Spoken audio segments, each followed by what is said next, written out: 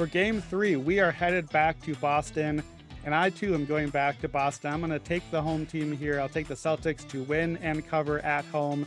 I think the home road splits are going to be a big deal in this series. We know how big of a deal it has been for the role players at home.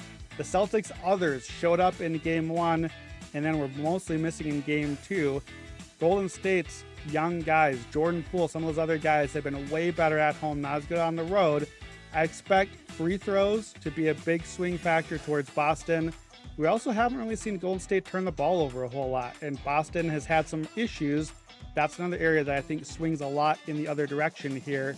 And then there's this. Since January 29th, Boston has been nearly unbeatable after a loss. The Celtics are 11-1 since January 29th after a loss, winning by almost 15 points a game. That includes 6-0 in the playoffs, covering by 14 points a game, 6-0 both straight up and against the spread. Boston just comes out a little more focused, a little better about getting into its offense. They didn't have great process, especially late in game 2. I expect them to come out with some adjustments and ready.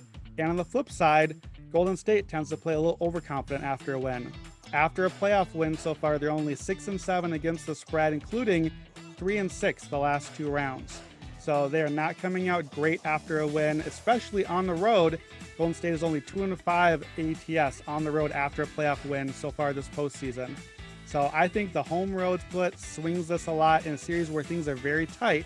So I will go with Boston coming off a loss, coming back home to get the win and put this to 2-1 out of game 3.